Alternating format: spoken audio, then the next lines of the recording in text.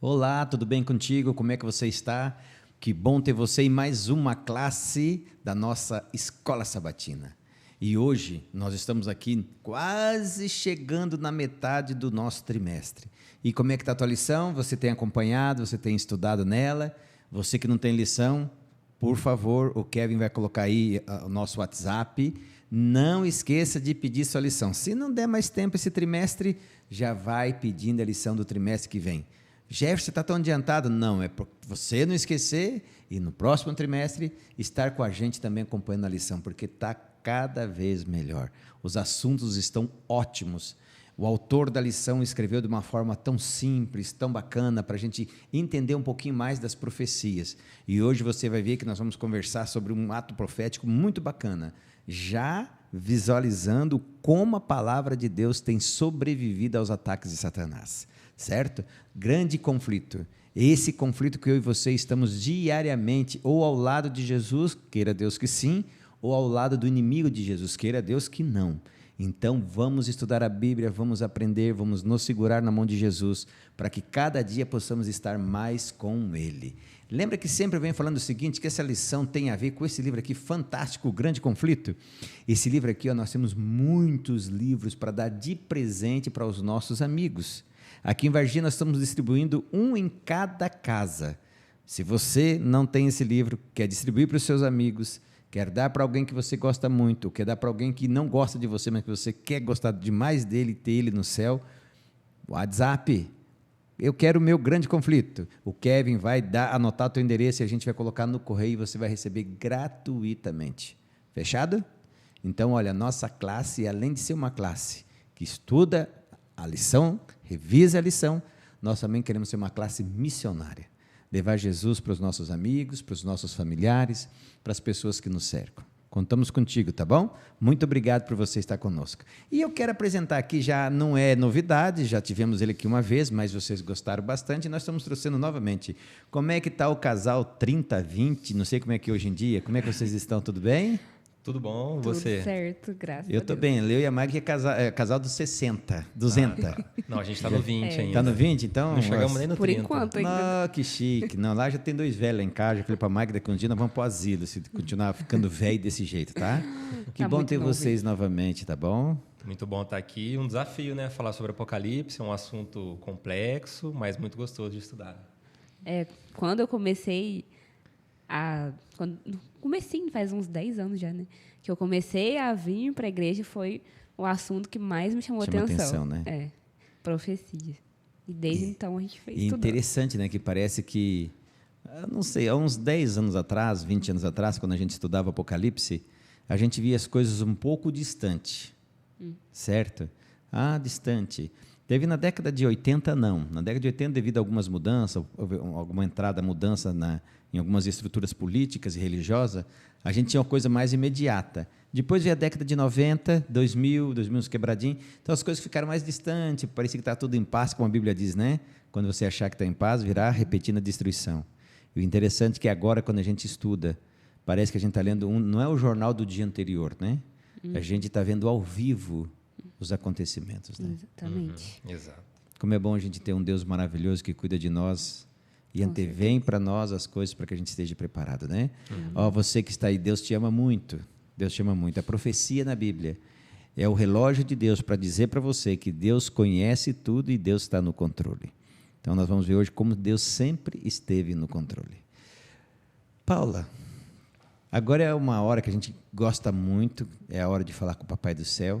Os nossos amigos que estão em casa sabem que enquanto nós oramos aqui, eles também intercedem por nós, depositam na mão de Deus, né? Você vai depositar na mão de Deus o seu pedido, e nós juntos vamos interceder um pelo outro. Você ora para a gente, né? Claro. Então, por favor, você não se esqueça, tá bom? Interceda por nós, coloque o seu pedido, e nós vamos orar, e o Papai do Céu vai abençoar você, e vai responder o seu pedido, o seu desejo. Às vezes não é do jeito que você está querendo, não, mas é do jeito que você mais precisa, tá bom? Vamos orar? Oremos. Querido e amado Pai, Amém, estamos Senhor. aqui mais uma vez, reunidos unicamente com o objetivo de aprender um pouco mais de Ti e de levar a Sua palavra. Amém. Que o Senhor esteja aqui com este momento, que o Espírito Santo fale através de nós e que tudo que for falado aqui entre no coração das pessoas, porque o Senhor sabe que é o que nós precisamos. Nós precisamos da sua palavra. Que o Senhor esteja conosco, em nome de Jesus. Amém. Amém, amém. Bom, nós estamos na lição número 6, hein? Eu falei para vocês, nós estamos chegando já no meio. Nós estamos na lição número 6 e o título dessa lição é As Duas Testemunhas. Por isso que nós já estamos com 2 aqui, para testemunhar, né? E você, se estiver sozinho, já chama alguém para a sala, já chama alguém do teu lado para ser 2 testemunhas, para ver se o que a gente vai falar aqui está certo ou errado, tá? As 2 testemunhas. A gente vai ver o que isso quer dizer no Apocalipse, em que época que isso aconteceu. A gente vai estudar bastante coisinha hoje, tá? Vamos relembrar um pouquinho da história. Vai ser muito chique, você vai gostar, tá bom? Mateus, as 2 testemunhas, tem um verso que eu acho muito, muito interessante. Esse verso aqui, minha mãe sempre falava, ela gostava muito daquilo, como maçãs de ouro em salvas de pratas, né? E volte e meia, esse aqui, ó, a erva seca e as flores caem, mas a palavra de nosso Deus permanece para sempre. Interessante, né? Palavra de Deus permanece para sempre. Você que não tem a lição, está em Isaías 40, verso 8. Isaías 40, verso 8. A erva seca e as flores caem, mas a palavra do nosso Deus permanece para sempre. Amém. Hoje em dia nós estamos num pós-verdade. Se tem uma coisa que não permanece, é a palavra, né? Com certeza. E teve um período aí que a gente vai ver, né? Que tentaram, de todas as formas, destruir essa palavra. Mas, como nós estamos estudando, a lição vem trazendo pessoas que foram usadas por Deus para não deixar que isso acontecesse. Amém. E o mais interessante, Paulo, é que da mesma forma que tentaram fazer com a palavra de Deus, as pessoas hoje tentam fazer com as suas próprias palavras, né? Então a gente tem que tomar muito cuidado hoje, você que está aí também, muito cuidado com o que se fala. Se for falar alguma coisa que não vai cumprir, não fale, certo? E cuidado quando as pessoas falam para a gente, porque às vezes nós vamos cumprir a nossa parte e o outro diz, não deu, não deu. E às vezes você cumpriu a sua parte, vai levar um prejuízo. É melhor que o prejuízo seja teu do que a falta da palavra, né? Mas a gente vai ver o seguinte, que essa questão de verdade, de palavra, sempre teve em jogo. E o inimigo de Deus sempre querendo encobrir a verdade. Sim. Na parte de sábado, tem uma história ali que eu acho muito legal. Se alguém de vocês quer contar ela? Eu do posso tio dele? contar? Pode, vai lá. Eu achei muito legal ali, porque eu nunca tinha escutado essa história. Também não. Também não. Quando eu vi, eu falei, caracas, esse caboclo aqui é bom. Esse aqui foi bom mesmo. Para quem não se sintonizou no que a gente está falando, William Tyndale. Ele, uma vez perguntaram para ele, né, como ele era conhecido como bispo de Durham, e perguntaram para ele assim, o contexto aqui. E aí, como você se sente sabendo que o seu trabalho foi em vão? Mais ou menos assim. Porque ele tinha despendido tempo, recursos para traduzir a Bíblia. E aí foi lá um bispo mais influente que ele comprou toda a coleção. E fez o quê? Queimou em praça pública essa coleção. Para dizer assim, essa coleção que está falando é da Bíblia. Isso. Certo? A Bíblia estava sendo atacada. Esse Tyndale foi o que traduziu a Bíblia, né? Isso. Gastou tempo, recursos fazendo esse trabalho, traduzindo. E aí alguém foi lá, comprou tudo, queimou e falou assim, e aí, como é que você se sente agora que seu trabalho foi em vão? Ele falou, não, em vão não. Aquele que comprou e queimou, Deus usou, porque ele comprou num preço muito mais caro e com o valor que ele tinha pago eu consegui traduzir e publicar muito mais Bíblias. Ou seja, Deus cuidando de sua palavra para que, apesar das más intenções das pessoas em prejudicar, em esconder, em abafar a verdade, não foi isso que aconteceu. Interessante, né, Paula? Sempre na história as pessoas querem destruir a Bíblia, né? Sempre. E é o que a gente vai estudar, que teve um período que isso foi mais forte, mais né? forte. E aí até Daniel já tinha previsto isso, e depois João também, Apocalipse. Foi um período que essa perseguição ficaria mais evidente ainda. E aí nós vamos entrar daqui a pouco. Não, mas já pode ir entrando. Já pode ir entrando? O interessante é que eu acho assim, quer ver? fluindo. Assim, a Bíblia, ela tem uma posição, eu acho muito interessante, a gente vai estudar um tema que é sobre as 2 testemunhas. O primeiro tema, a gente vai abrir, porque se a gente entender bem esse tema, as 2 testemunhas, o restante da lição ela vai fluir de forma mais normal, né?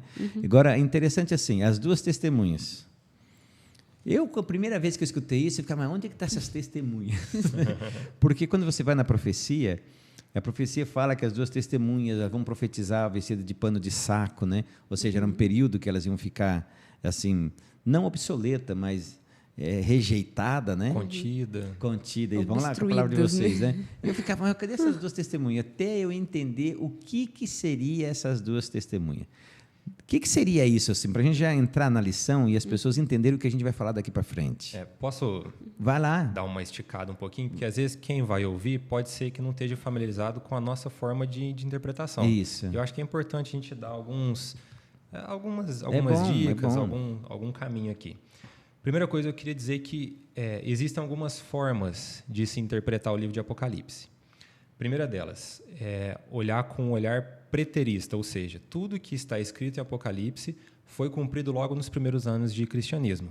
Após a morte de Jesus, nos primeiros anos, tudo que está escrito aqui foi cumprido. Então, hoje é olhando para o passado. Isso, essa é uma das formas. A segunda forma, que talvez seja mais difundida no Brasil hoje, é a futurista. Essa forma de enxergar o Apocalipse vai colocar lá no final dos tempos, num contexto de tribulação, de perseguição, de Armagedon, toda a escritura de tudo que está escrito em Apocalipse, joga lá para frente. E é uma coisa recente, essa visão, essa interpretação é agora da década de 40, se eu não me engano. Ela é mais recente, mas hoje o cristianismo nenhum na época... Tyndale, vamos falar de Tyndale, que não falamos, nunca pensou nisso, Lutero, John Hus, Wycliffe, quer dizer, é uma coisa nova, né? É nova, mas é a que mais se espalhou hoje. Encheu hoje no cristianismo. A terceira forma é a que nós utilizamos, que é uma forma historicista, ou seja, nós vamos olhar para o Apocalipse e vamos enxergar o Apocalipse sendo cumprido desde a morte de Jesus até o final dos tempos. É como se a gente pegasse uma parte do preterista e depois do futurista, só que a gente preenche esse meio. Então, nós enxergamos o Apocalipse sendo cumprido desde a morte de Jesus até a sua volta. E tem uma última, que é a idealista, que vai enxergar o Apocalipse como algo mais abstrato, conceitos que podem ser absorvidos em qualquer momento, mas não algo tão profético, com uma profecia tão pura. Por que eu quis dizer isso? Porque nós vamos usar a forma historicista e o assunto das duas testemunhas, ele é um assunto que envolve um período de tempo muito longo. E talvez essas duas outras formas que eu disse aqui, preterista e futurista, não conseguiriam abranger esse tema de uma maneira tão completa como nós vamos tentar abordar aqui.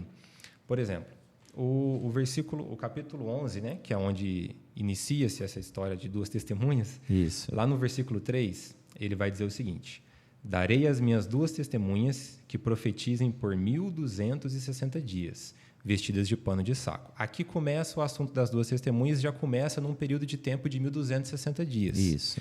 E quando nós trazemos dias para um contexto profético, nós interpretamos isso como anos. Isso, nós já vimos na lição 2 e na lição 1 também sobre isso, e demos uma repassada na lição 4, né? Isso. Aí aqui, talvez quem está ouvindo em casa nunca ouviu a nossa interpretação e tem ouvido que as duas testemunhas são duas pessoas, Elias, Moisés, mas como que eu vou colocar Elias e Moisés agora, durante 1260 anos? Tinha que viver...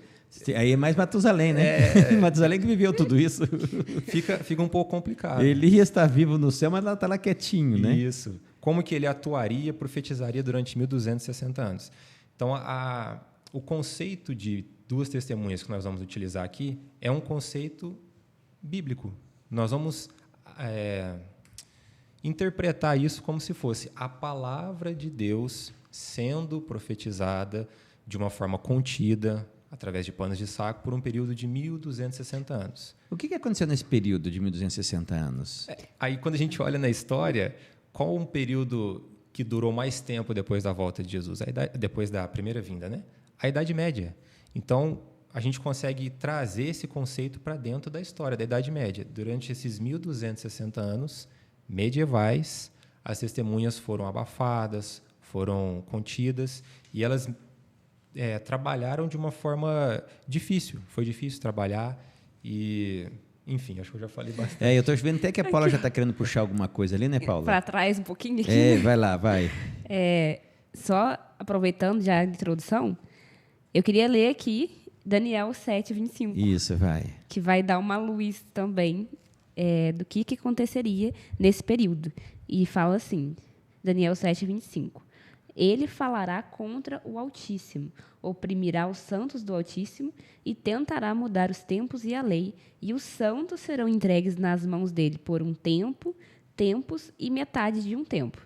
Então, só para entender. Tempo seria 1 ano, tempos 2 anos, metade seria 3 anos e meio. Exatamente. Que se a gente fizer a conta, vai dar 1.260. 1260 anos. O mesmo período que o Mateus acabou de ler aqui em Apocalipse 11.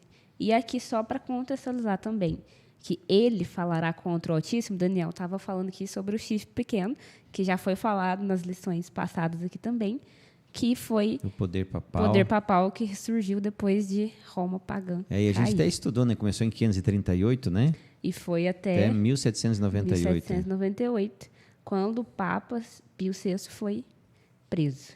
Então, Daniel e Apocalipse estão falando sobre o mesmo período. Assunto, né? O mesmo assunto.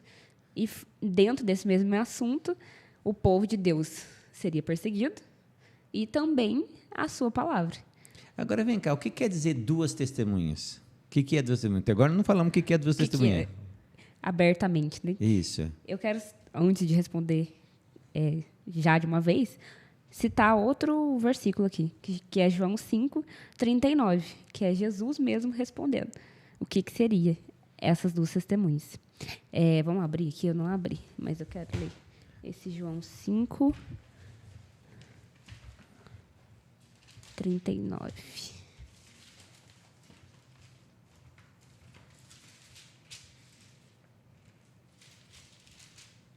Você só não fala assim, tipo Obadias.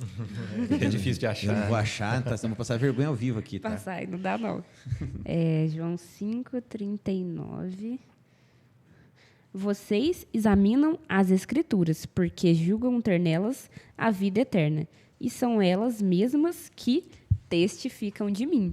Então, no caso aqui, Jesus está respondendo que quem testifica dele é a palavra de a Deus. palavra de Deus. E hoje, a palavra de Deus aqui que nós temos é o que foi falado no Antigo Testamento e o testemunho de Jesus que foi dado aqui no Novo Testamento. Então, juntando os dois. Então quer dizer que as duas testemunhas é o Velho e o Novo Testamento. Exatamente. A gente tem essa divisão, é mais para a gente conseguir Agora, interessante, entender, né? Agora, isso que eu achei interessante quando eu estava estudando a lição, para Deus, isso chama-se as Escrituras. Isso mesmo, exatamente. Mas Deus sabia que o ser humano ia colocar velho e novo. Exatamente. Vai dizer, esse aqui não presta, agora é tudo na Santa Paz. Não. Entendeu? Sabia que o diabo ia fazer isso. Sim. Por isso que ele já dizia, não, é duas testemunhas. Na lição de segunda-feira, diz que essas duas testemunhas elas têm poder. Que tipo de poder que essas duas testemunhas têm? O que vocês viram ali assim? A gente pode até ver quais são esses poderes no próprio texto de Apocalipse 11. No verso 6, Apocalipse 11:6, diz o seguinte: elas têm autoridade, aqui está falando das testemunhas, né? Elas têm autoridade para fechar o céu, para que não chova durante os dias em que profetizarem. Têm autoridade também sobre as águas, para convertê-las em sangue, bem como para ferir a terra com toda a sorte de flagelo, tantas vezes quanto quiserem. Aqui o texto está trazendo alguns da autoridade, alguns dos poderes que essas testemunhas têm. E aí, às vezes, as pessoas vão utilizar esse texto para personificar essas duas testemunhas, em Elias, que foi quem fez parar de chover, e depois em Moisés, que foi quem trouxe os flagelos, as pragas para o Egito. Mas conforme o versículo que eu li antes, do verso 3, como que Elias e Moisés vão viver durante 1260 E já morreram já muitos anos atrás. Isso. Certo? O interessante é que, quando a gente vai para a Bíblia, a gente vê que o poder que ela tem aqui é o mesmo poder que os profetas falavam em nome de Deus, né? Está disponível para nós hoje. E só um contexto aqui, igual o Mateus estava falando, né? Foi implicitamente levado a gente a pensar em Elias e Moisés, e contextualizando, esses profetas, né, foram levantados por Deus em um período de perseguição. Isso. Assim como as Escrituras também foram deixadas ali como testemunho de Deus, de Jesus, dentro de um período de perseguição. Então, quer dizer, ela vestida de pano de saco, Quer dizer que ela ia ser jogada lá para baixo? É mais ou menos isso? Que a palavra dos homens... Como é que é? Isso, a gente pode ver Elias, quando ele se vestiu de pano de saco, no contexto dele, quando foi na época de maior apostasia do povo. E aí ele pregava de pano de saco. Eu imagino que a forma como João escreveu é para que nós entendamos que num período de apostasia, num período escuro da história, a Escritura estivesse de uma forma metafórica vestida de pano de saco. As testemunhas, né, estivessem vestidas de pano de saco. Ou seja, num período de dificuldade, de apostasia, de imoralidade, as testemunhas estariam presentes naquele momento, assim como Elias também estava presente no momento escuro do povo de Israel. O que a gente consegue ver, assim, mais ou menos, por exemplo, assim, nós falamos até um pouquinho já atrás sobre alguns heróis, né? Wycliffe, Lutero, Rose. Ou seja, todo um sistema religioso pegando a palavra de Deus, subjugando a palavra de Deus, colocando as teorias humanas, o conceito humano acima de tudo, mas mesmo assim de forma nem tímida, porque esses homens foram valentes, né? A palavra de Deus foi um arauto, né? Quer dizer, ela não foi a maior voz, mas não foi uma voz totalmente silenciada, né? Eles tentaram de muitas formas. As pessoas ficaram como se tivesse um véu, né? Até hoje ainda tem isso, mas nesse período que foi profetizado, a igreja, no formato aqui de Roma, papal, conseguiu estabelecer tantas tradições em cima ali da palavra de Deus, ofuscar tanto a palavra de Deus, que as pessoas mesmo não tinham mais acesso a isso daqui, não tinham acesso à verdade, né? E aí, assim, ficou um período escuro mesmo. A Idade Média conhecida como esse período escuro justamente por ser um período que a luz foi retirada, né? Tentaram retirar. Isso que você está falando, tem um verso que exemplifica bastante. Ó, no finalzinho da lição de segunda, diz o seguinte: os decretos humanos substituíram os mandamentos divinos. As tradições ofuscaram a simplicidade do Evangelho. A Igreja Romana se uniu ao poder secular para estender sua autoridade sobre a Europa. Suas verdades, falando da Bíblia, estavam escondidas sobre uma vasta pilha de tradições e rituais. Ou seja, um excesso de mudança, de tradição, fez com que a Bíblia aparentemente ficasse apagada no meio de tanta pompa, no meio de tanta glamour que foi difundido e que foi iniciado nesse período de Idade Média. Imagina. Era Bíblia na fogueira, era cristão na fogueira, era fogueira para tudo quanto é lado. E hoje a gente tem o privilégio de estudar a palavra de Deus de forma assim, na praça, se quiser, no banco, aonde você estiver, e a gente não estuda, né? Nós temos todo o privilégio, mas não usufruímos demais. Por isso que Deus permite vir a perseguição. Porque não sei por que, quando a gente está perseguido, as coisas andam, né? Parece que a gente dá valor. Quando você não tem uma coisa, não pode ter, aí você tem a tendência de dar mais valor. Teve uma lição que, eu não sei quem vai lembrar, que a imagem dela era o sangue dos mártires servindo como semente. E aí, aquele testemunho dos mártires era talvez o maior carro forte, o maior pregador do evangelho. Porque as pessoas, no Grande Conflito fala que os moradores viam morrendo de medo de fogueira, né? E eles viam aquelas pessoas na fogueira calmo, sereno. Tranquilo, né? Teve eu não vou lembrar o nome, mas que quando o rapaz foi acender a fogueira, ele falou: não, vem aqui para frente. Aqui, acende aqui na minha frente, não precisa me amarrar não vou fugir. E aquilo serviu como um testemunho para as pessoas que morriam cantando, hein? Morreu cantando, feliz, e as pessoas olharam aquilo, todo mundo, imagina a população morria de medo de fogueira, de guilhotina, e aqueles que estavam naquela situação estavam calmos, serenos, porque eles tinham encontrado a verdade que eles tanto buscavam. Parece que quando a gente olha também para a Bíblia hoje em dia, porque nós estamos vivendo eu não sei bem dizer a palavra, mas um paradoxo de que é moderno, ou seja, como que eu vou dizer assim? É chique dizer que é crente. Já viu? Só que cada um é crente do seu jeito. Mas nenhum é chique conforme a palavra de Deus, né? É isso que você falou, ou seja, parece que o mesmo que aconteceu na Idade Média é o que está acontecendo hoje em dia. A palavra de Deus está sendo suplantada, ela está sendo vestida de saco pelos meus desejos, pelas minhas vontades, pelas minhas teorias. São pessoas que gostam de alguma coisa que a Bíblia diz contrário, já tem que fazer uma releitura da Bíblia, jogar a Bíblia no chão. Ou seja, se a gente for perceber, A metodologia usada anteriormente, né, era o fogo e a guilhotina. Hoje em dia, não, né? Hoje em dia, Satanás conseguiu com o achismo, né? Ele percebeu que não estava dando certo, que quanto mais ele perseguia os cristãos, mais a palavra era difundida, aí ele mudou a estratégia. Então, já que essa parte que não está dando certo, eu vou mudar a minha estratégia, que é deixar a Bíblia ser entregue. Tem a Bíblia até no celular, a gente consegue acessar em qualquer lugar, mas ele começou a difundir pequenas ali ideias, né, na cabeça do ser humano, para que o ser humano não levasse tão a sério, mais assim.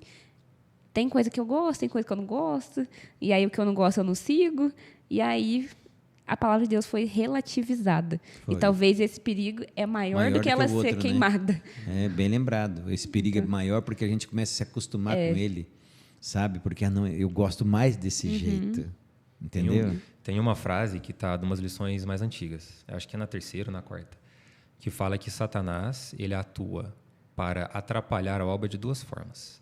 Ou pela perseguição ou pela concessão. E se a gente está num período de bonança da palavra, é porque ele entende que ele não precisa perseguir a gente, que a gente já está se perdendo sozinho. Os pioneiros, eu estou com a camisa dos Heróis da Fé. Tá bonita essa camisa ali. Os Heróis da Fé, eles precisaram ser perseguidos, porque a fé deles, a pregação deles era intensa. E a gente hoje não precisa, por quê? A concessão, o banho-maria, a mornidão. Aí cai lá na questão do próprio Apocalipse, da última igreja, na última fase. Uma morna, né? A água morna, não sei vocês assim, a gente que era mais lá do mato, quando nós tínhamos algum problema de estômago, o que a gente fazia? Pegava água morna, tomava e voltava tudo. Ou seja, essa expressão de Jesus é uma expressão certa. A mornidão ela não serve para nada a não ser para ânsia de vômito, né? Então vamos procurar com Deus permanecermos firmes como os heróis da fé, né? Ou seja, 1260 dias, um tempo, 2 tempos e metade de um tempo, e 42 meses equivale-se à mesma profecia. Isso, exatamente. A gente vê isso repetindo várias vezes, né? Repete em Daniel 7:25, que a Paula leu, Apocalipse 11:3, que eu li, 12:5, 12:6, 12:14, Apocalipse 12:15.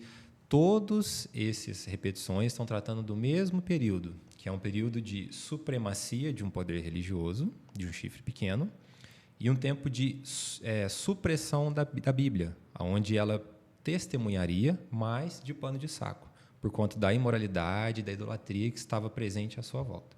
Tá.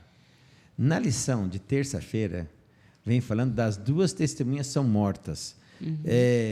Isso está na Bíblia mesmo? Isso está. A palavra de Deus é ser morta? Primeiro... Em partes. Em partes. Quem quer ler para nós aí? Está em... Em Apocalipse 11, de 7 a 9, né? Isso, a partir do 7. Fala o seguinte, 11, 7. Quando tiverem, então, concluído o testemunho que devem dar, a besta que surge do abismo pelejará contra elas, e as vencerá e matará. E o seu cadáver ficará estirado na praça da grande cidade, que espiritualmente se chama Sodoma e Egito, onde também o seu Senhor foi crucificado. O interessante é que a besta que surge do mar, ela é a besta das 1260 dias, aquela besta que tem a supremacia. De repente, no mesmo livro, fala de uma nova besta que vem do abismo, ou seja, um outro poder. Besta na Bíblia, você já deve estar acostumado, besta na Bíblia é um poder. Não é o Jefferson besta, não.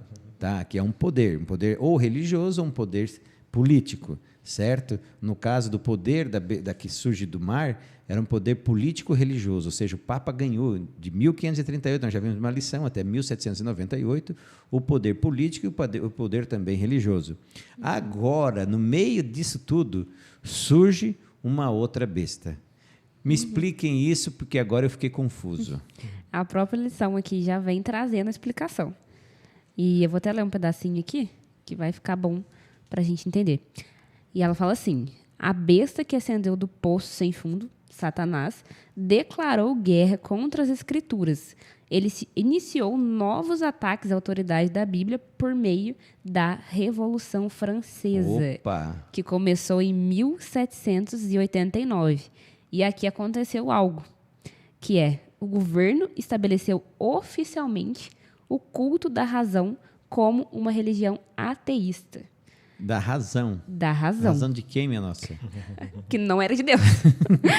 E aí isso daqui foi destinado a substituir o cristianismo, abertamente. Então, nesse período aqui foi declarado que Deus estava morto. Deixa eu ver, pode Olha falar. o que eu acho interessante. Acabou que eu não li o comecinho do verso 9, mas o verso 9 vai falar para a gente que após as duas testemunhas serem mortas, elas ficariam mortas por 3 dias e meio. E aí, se 3 anos e meio são 1.260 dias, 3 dias e meio são 3 anos e meio. E aí a lição vai trazer para nós, isso aqui eu desconheci e eu achei muito interessante, que o auge do ateísmo na França durou 3 anos e meio. Isso. E começa em 26 de novembro de 1793, quando foi estabelecido um decreto abolindo a religião. E aí, 3 anos e meio depois, voltaram atrás desse decreto, ou seja, as testemunhas ficaram mortas 3 anos e meio. Eu acho interessante que o Apocalipse fala que eles iam ficar estiradas na praça, que elas iam ser enterradas. Né? Eu achei E interessante. aconteceu, elas foram realmente queimadas, né, na praça. E aqui fala que ele cita, né, ficarão estirados na praça da grande cidade, Isso. que espiritualmente Quer dizer? se chama Sodoma e Egito. E aí a gente entende que, relembrando aqui o Antigo Testamento, que Egito aqui relembra a uma cultura que negava o verdadeiro Deus. Quem é esse Deus, dizia Faraó, né? Eu não Exatamente. conheço esse Deus, quem é? Eu acho que, pelo que você falou, a Revolução Francesa fez a mesma coisa, né? Exatamente. E Sodoma? E aí Sodoma está totalmente ligada à parte da imoralidade.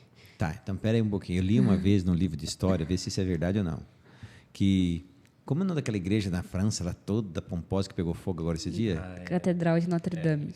É Notre o quê? Notre Dame. Notre Dame.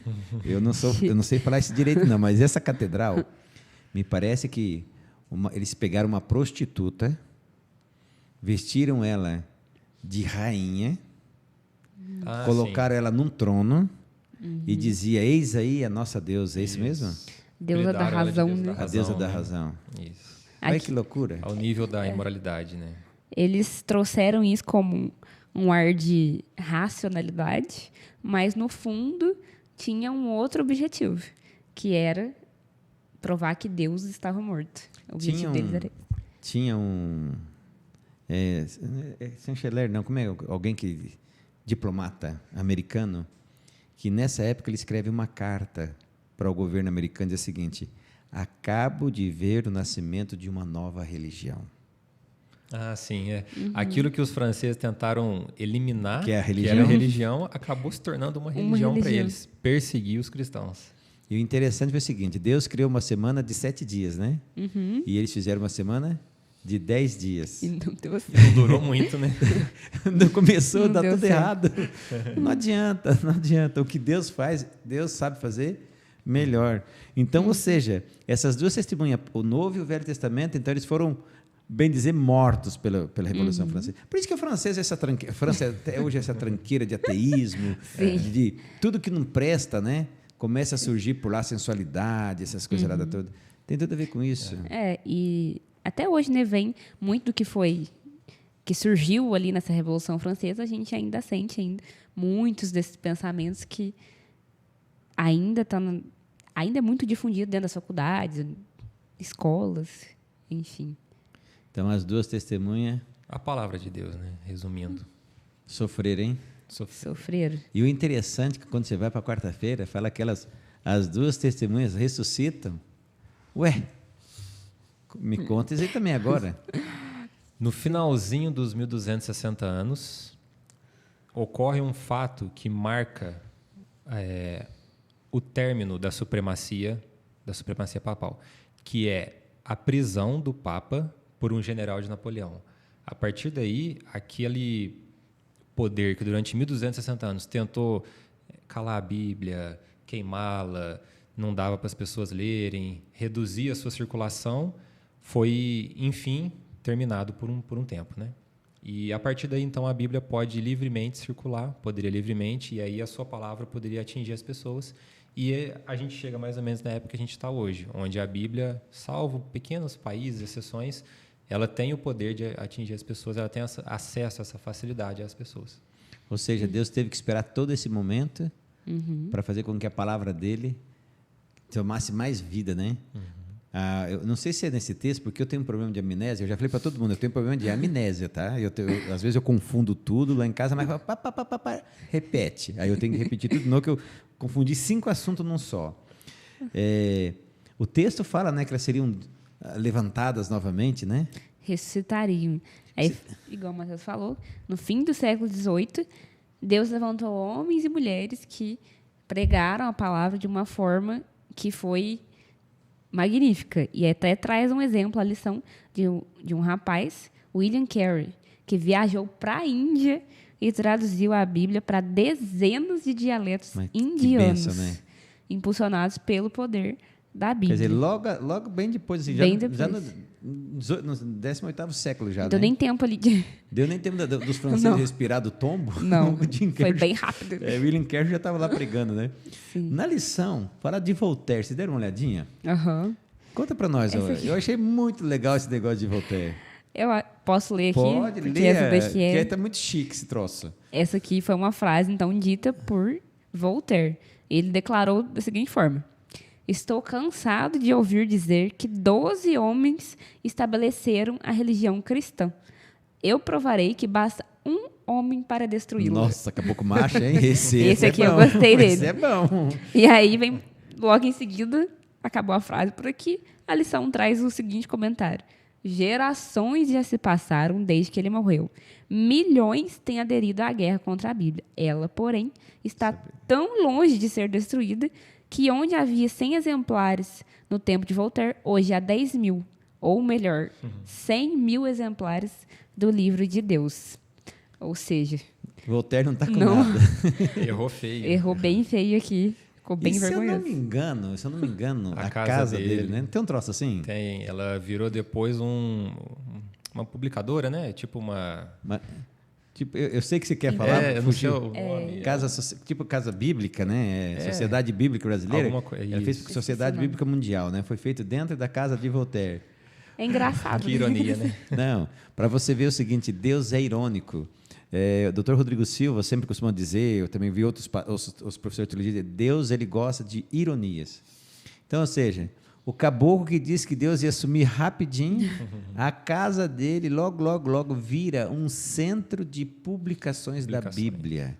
Olha que coisa interessante. Às vezes a gente olha para a palavra de Deus, olha o mundo como é que está, a gente pensa que está tudo perdido. Mas Deus não deixa fugir nada do controle dele, né? Então, ou seja, as duas testemunhas ressuscitam, elas voltam a pregar.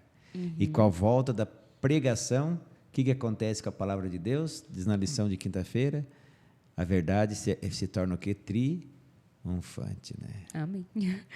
E aí o capítulo 11, ele começa de uma forma de perseguição, mas ele não vai acabar assim, né? Interessante isso, né? Ele vai, depois que a palavra ressuscita ali, a gente vai caminhar para um período que vai ser de vitória, que é o que a gente vai falar daqui a pouco. Não sei se já podemos... Não, já vai. Já vamos poder. Vai para a vitória já. Então, vamos.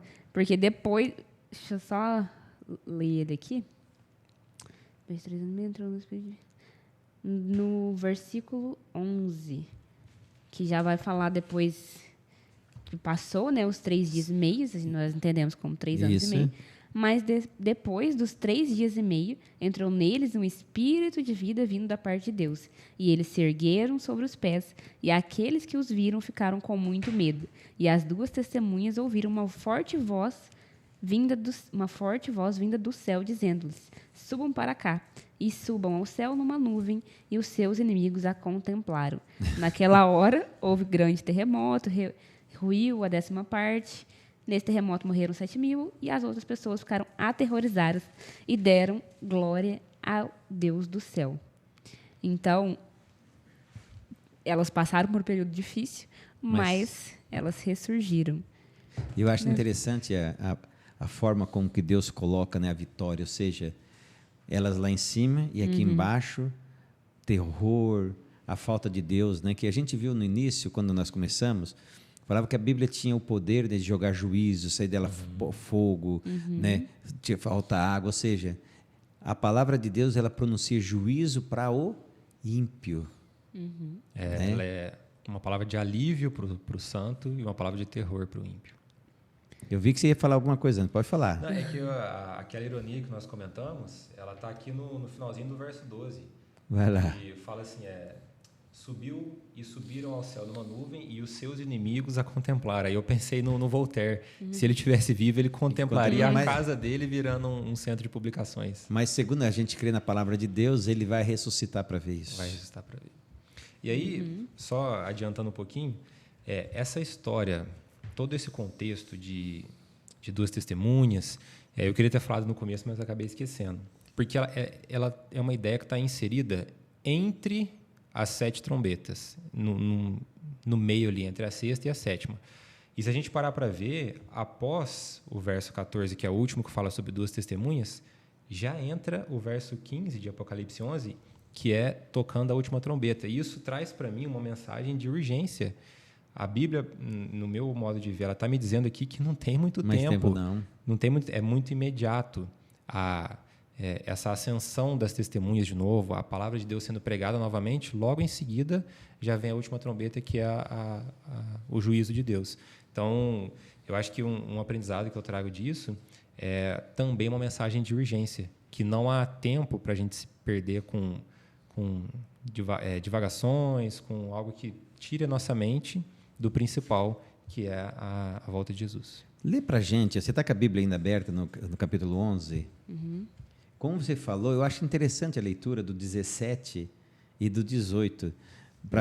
Porque o Mateus ele tocou uma coisa muito importante, e a gente viu o acontecimento da semana passada, lá em Lajeado, lá no Rio Grande do Sul. Ou seja, e eu tenho um amigo meu que ele sabe que eu sou adventista e sabe que eu gosto de profecia. Ele falou assim: Jefferson, isso não é natural. Isso é alguma coisa profética. Não é Olha normal. só a visão. Vai lá, então, só para a gente ver. Ó, você 17. que preste atenção. Se puder abrir a tua Bíblia em Apocalipse 11, verso 17 e verso 18. Verso 17. Dizendo: Graças te damos, Senhor Deus Todo-Poderoso, que és e que eras, porque assumiste o teu grande poder e passaste a reinar. Na verdade, as nações se enfureceram. Chegou, porém, a tua ira e o tempo determinado para serem julgados os mortos, para se dar o galardão aos teus servos, os profetas, aos santos e aos que temem o teu nome, tanto aos pequenos como aos grandes, e para destruíres os que destroem a terra. Era isso que eu estava falando? Tem um ponto interessante também, é que no verso 17 fala o seguinte: Todo-Poderoso que és e que era. Ou seja, passado, que eras, e presente, que és. Não tem futuro aqui. Aqui Não, o futuro já chegou. Aqui já é a volta de Cristo, né? E o interessante é que quando o João lê para nós o 19, só para você que está em casa ver qual é a importância da palavra de Deus no contexto de juízo, no contexto de julgamento, no contexto de salvação. Abriu-se então o santuário de Deus, que se acha no céu, e foi vista a arca da sua aliança no santuário. E sobrevieram relâmpagos, vozes, trovões, terremoto e forte chuva de granizo. Ou seja, aquelas pragas que o Apocalipse está falando, também acontece aqui de uma vez só, quando Deus parte para o julgamento final. Agora, abriu-se a Arca da Aliança. Vem cá, o que tem dentro da Arca da Aliança mesmo? Vocês lembram da historinha lá de Moisés? O que tem lá dentro? Tem o maná, tem o cajado de Arão e tem 2 tabuinhas bem... 2 tábuas? 2 tábuas, assim, bem importantes para o povo. Que algumas pessoas estão querendo dizer que um pedaço dela ficou fora? Estão querendo sumir com um pedaço ali. Um pedaço dela? Vão querer martelo e arrancar porque é em pedra? Não, apagou, né, com o tempo. Ou seja, então, da mesma forma que a palavra de Deus ficou vestida de pano de saco, que ela foi quase morta na Revolução Francesa, mas ressuscitou. João abre, quando Deus abre, João vê a mesma coisa acontecendo nos últimos dias. Algo da palavra de Deus, porque os crentes hoje são modernos, até aceitam a palavra de Deus. Até aceita, um pouquinho. Mas quando chega nos mandamentos de Deus, eles querem fazer a mesma coisa, pegar os mandamentos de Deus e vesti-lo de pano de saco. Mas essa visão de João traz uma... E não vai dar certo, né? Não vai dar certo, porque ele tem essa visão e ele enxerga no santuário celestial que a arca está lá e tem a lei dentro. E isso traz para a gente uma lição muito importante. E que até na lição de quinta-feira tem, no finalzinho, fala o seguinte: embora sejamos salvos somente pela graça, mediante a fé, a obediência à lei revela se nossa fé é genuína. Ou seja, não adianta, nós somos salvos pela graça, mas a nossa vida tem que ser um reflexo de uma vida salva, porque senão nós não entendemos verdadeiramente, né? O pessoal quer ser salvo pela graça, continuando cometendo as mesmas desgraças. Exatamente. Então, e aí no finalzinho fala que a lei é a base ou o padrão do juízo. Isso se torna especialmente importante no fim dos tempos. Então, a lei vai ter um papel muito importante. Essa última frase que a Paula leu, isso torna especialmente importante no fim dos tempos. Hoje a gente vê uma sociedade, uma política, uma religião sem um referencial. É a questão que a Revolução Francesa trouxe do relativismo.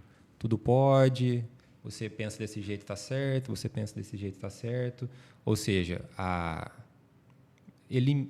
não sei se existe essa palavra, mas eliminação. Isso existe? Acho que não existe, não. Não existe, a gente bota agora no calendário, se não tiver no dicionário. A supressão da verdade única em favor de várias verdades, e isso veio da Revolução Francesa. E é por que a lição vai falar o seguinte, que isso, que é a lei, se torna especialmente importante no fim dos tempos, é para mostrar que Deus não é um Deus de cada um faz o que quer, é um Deus que ele em si tem um padrão. E esse padrão é o que ele vai usar, aonde está falando aqui, como base no seu juízo. Então, ou seja, nós que temos o privilégio de ter a palavra de Deus, nós não ficaremos, sob hipótese alguma, nós ficaremos indesculpáveis se nós não fizermos o que a vontade e a palavra de Deus fala. É isso? Exato. É isso. Aqueles que não conhecem, eles vão ser julgados pelo que conhecem. Pelo que conhecem. Agora, nós que conhecemos, temos aí um peso maior. Esse nós que você está falando, não é só nós três não, né? Não é só nós três não. A Kevin também entra nessa? Entra também. E os nossos amigos que estão nos assistindo Com entram? certeza. Né? Todos aqueles que tiverem contato com a palavra de Deus vão ser julgados de acordo com aquilo que conhecem. Amém. Então, amém. Olha, muito boa lição, muito boa forma que vocês explanaram.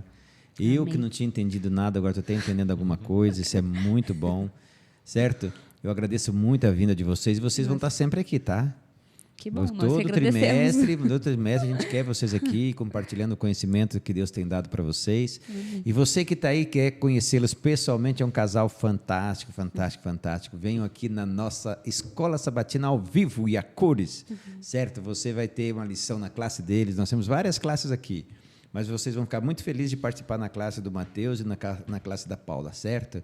O que vocês querem deixar, assim, de recadinho para os nossos amigos, para os nossos alunos da classe online da Igreja Adventista aqui de Varginha? Eu posso? Você quer falar? Eu só queria deixar, isso que a gente passou no finalzinho, que entre a ascensão das testemunhas e a volta de Jesus, o tempo é mínimo. Então, não tem tempo para a gente ficar preocupado com outras coisas e não preocupado com a causa de Deus, né? Com a volta de Jesus. A Bíblia, por algum momento, não tem nenhum espaço entre um e outro, então eu acho que a mensagem que eu queria deixar é essa urgência entre toda essa ascensão e a volta de Jesus, que está muito breve de acontecer. Cada dia a gente vê que está mais próximo. E você, minha Paula?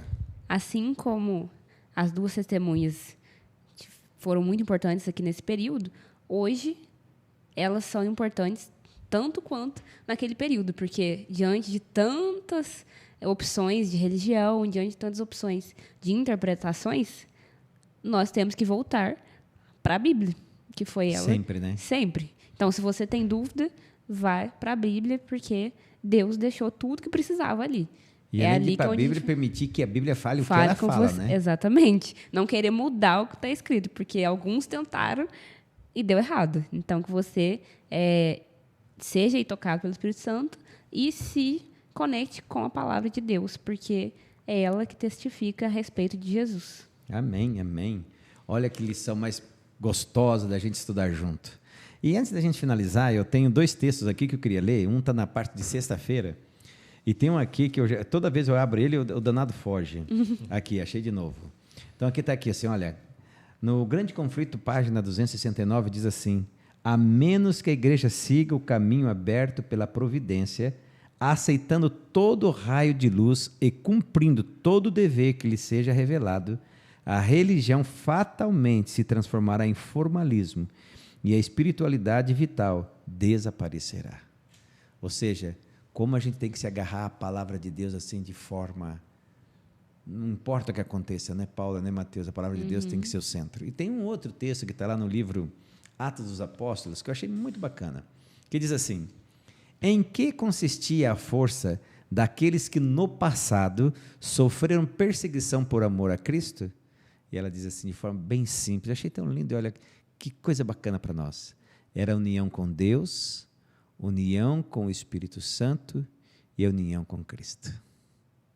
Aí a gente vai para o nosso textinho, lá que nós vimos primeiro, que está lá em Isaías 40, verso 8. A erva seca e as flores caem, mas a palavra de Deus permanece para sempre. Você quer que a palavra de Deus faça parte do teu dia a dia? Você quer que a palavra de Deus faça de você um campeão na fé, um herói da fé, que tire de nós a covardia? E essa é uma oração que eu faço para Deus todo dia. Deus, tira de mim a covardia e me dê a coragem de ser como os heróis da fé. Você quer? Só tem um jeito: a união com Cristo, a união com Deus e a união com o Espírito Santo. Eles vão te firmar nessa palavra que Satanás tentou destruir por tantas vezes, mas todas as vezes ele foi derrotado. Sabe por quê? Porque aquele, eu vou repetir uma frase daqui para frente, falar muitas vezes, né? Aquele que tem por que viver, tem também por que morrer. Se nós temos a Cristo para viver por Ele, nós daremos a vida por Ele. Que Deus te abençoe, que Deus nos abençoe, que permaneçamos fiéis às Escrituras, assim como Deus foi fiel a nós. Vamos orar? Querido Papai do céu, muito obrigado a Deus, porque de uma forma muito simples e gostosa hoje, nós estudamos essa lição que fala da Tua Palavra. Vimos como a Tua mão a protegeu no momento de maior terror para o cristianismo. Vimos, ó Deus, como o Senhor a trouxe para nós, com o mesmo poder vivificador, com o mesmo poder restaurador, com o mesmo poder, ó Deus, de dar vida eterna àquele que crê. Então, por favor, ó Deus, que possamos Te encontrar na Tua Palavra, que possamos fazer dela o estudo nosso, o devocional nosso de todas as manhãs. Nós rogamos isso. Abençoe, Senhor Deus, cada pessoa que está nos ouvindo, que ele aprenda a gostar da Tua Palavra, que aprenda a gostar de fazer a Tua vontade, porque só assim nós seremos vencedores com Cristo. E nós rogamos em Teu nome, ó Jesus. Amém. Muito obrigado por você ter estado conosco na nossa classe. Obrigado por prestigiar os nossos amigos. Manda o seu recadinho para nós, vai ser bom. Dá lá, não esquece de dar o like, sobre hipótese alguma. Compartilhe e nós te esperamos para a próxima lição, que vai ser logo, logo, daqui a alguns dias já, tá? Essa semana já estamos aí de novo. E não se esqueça, nem só de pão viverá o homem, mas de toda palavra que sai da boca de Deus. Que Deus te abençoe e até mais.